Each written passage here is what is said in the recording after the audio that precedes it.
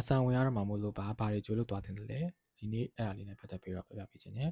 ဆိုတော့ grade 12မှာကတော်တော်များများဒီလိုချိန်ရောက်ပြီဆိုလို့ရှိရင်တော့ဘော်ဒါဆောင်ဝင်သားတွေကအနည်းနဲ့များရှိလာကြတယ်ပေါ့နော်ဒီခါမှာကိုကအဆောင်ဝင်ခင်မှာပေါ့နော်ဘယ်လိုဟာလေးတွေကြိုပြီးတော့မှလုပ်တင်တယ်လဲတည်တင်တယ်လဲဆိုတာလေးတွေကိုဒီနေ့ပြပြပေးခြင်းတာပါဆိုတော့ဒါကကိုဝင်မဲ့အဆောင်မှာမူတည်ပြီးတော့တယောက်နဲ့တယောက်ကနည်းနည်းတော့ကွာခြားမှုတော့ရှိနေတယ်ပေါ့နော်နည်းနည်းလေးတော့အဆောင်ကိုဝင်မဲ့ဘော်ဒါဆောင်ရဲ့ဝင်ဘူးတဲ့စီနီယာတွေကိုတော့နည်းနည်းမေးကြည့်စေချင်တယ်ပေါ့နော်ဒါကတော့ကိုက generally ပြောပြမှာဖြစ်ပဲပေါ့နော်ဒီနေ့ကတော့ကိုကအရင်ဆုံးစောင့်မဝင်ခင်မှာပေါ့နော်ဒီဆောင်ရဲ့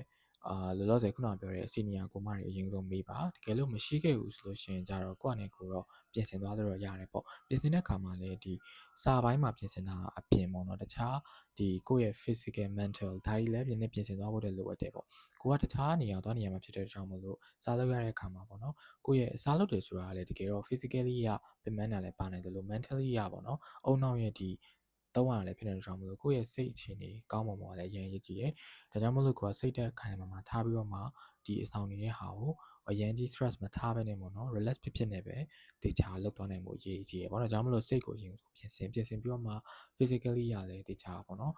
ဒီသူများတခြားနေရာတနေရာမှာကိုယ့်အိမ်နဲ့ဝေးပြီးတော့တနေရာမှာသွားနေရာမှာဖြစ်တဲ့ကြောင့်မလို့အရင်ဆုံးဒီနှစ်ခုကိုတော့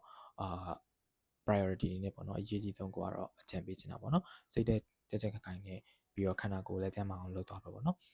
ကိုကျန်းမာရေးကိုယူဆိုင်ရမှာဖြစ်တဲ့ကြောင့်မလို့ပေါ့နောက်တစ်ခုကတော့စာနဲ့ပတ်သက်ပြီးတော့ပြောချင်တာကတော့စာရီကတော့အရန်ကြီးကြိုမလောက်ထားရင်တော့မှာပေါ့နော်နည်းနည်းလေးတီးမိခေါက်မိရှိလောက်တယ်ပေါ့တိလုံရောက်လောက်လေးပဲပေါ့နော်ဒါလောက်ဆိုရင်တော့အဆင်ပြေတယ်ပေါ့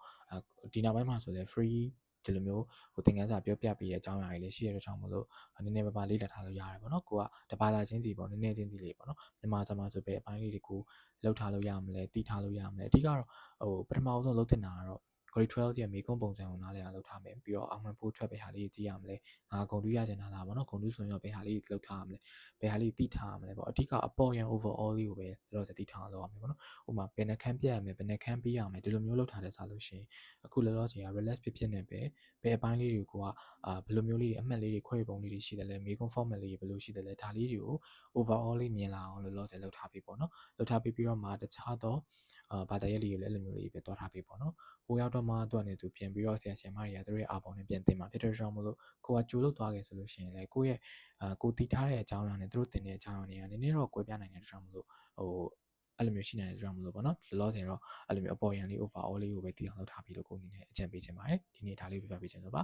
အားလုံးမနားလည်ကြမလို့ထင်တယ်ဟုတ်ပါ